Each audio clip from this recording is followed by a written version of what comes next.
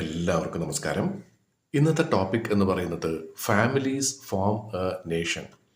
എന്ന് വെച്ചാൽ ഒരു വലിയൊരു രാജ്യം നല്ല രീതിയിൽ മെച്ചപ്പെടണം എന്നുണ്ടെങ്കിൽ അത് നമുക്ക് തുടങ്ങേണ്ടത് നമ്മുടെ കുടുംബത്തിൽ നിന്നുമാണ്.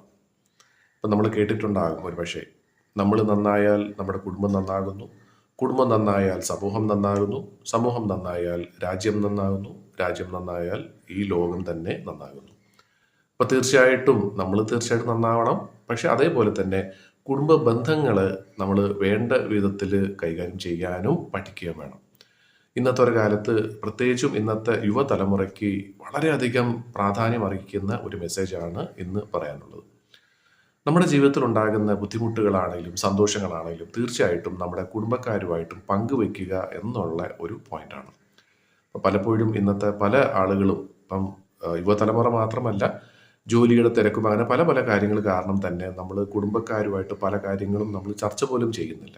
കുടുംബക്കാർ തമ്മിൽ കാണുന്നില്ല, സംസാരിക്കുന്നില്ല. ഇതൊക്കെ മാറ്റി ആ ഒരു ബന്ധം വളർത്തിയെടുക്കുക എന്നുള്ളതിനെ കുറിച്ചാണ് ഇവിടെ പറയുന്നത്.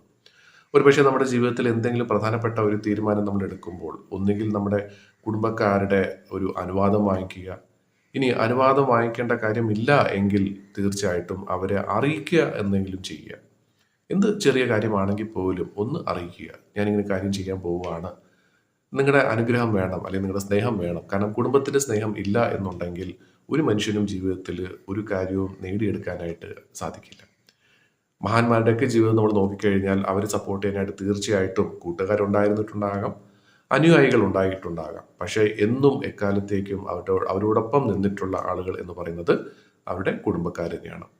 അപ്പം ഇന്നത്തെ ഈ ഒരു മെസ്സേജ് എന്ന് പറയുന്നത് വേറൊന്നുമല്ല, എന്ത് കാര്യമാണെങ്കിലും നമ്മുടെ കുടുംബക്കാരുമായിട്ട് ഷെയർ ചെയ്യുക, അവരുടെ അനുവാദം ഉണ്ട് എന്നുള്ളത് മനസ്സിലാക്കുക. അതേപോലെ തന്നെ അവരുടെ സ്നേഹവും അവരുടെ അനുഗ്രഹവും തീർച്ചയായിട്ടും ഉണ്ടെങ്കിൽ ജീവിതത്തിൽ എത്ര ബുദ്ധിമുട്ടുള്ള ഒരു കാര്യം നമുക്ക് മുന്നിൽ വന്നാലും അത് നിഷ്പ്രയാസം തരണം ചെയ്ത് ജീവിതത്തിൽ വലിയൊരു സ്ഥാനം നേടിയെടുക്കാൻ നമുക്ക് എല്ലാവർക്കും സാധിക്കും. തീർച്ചയായിട്ടും അത് സാധിക്കട്ടെ എന്ന് ആശംസിക്കുന്നു.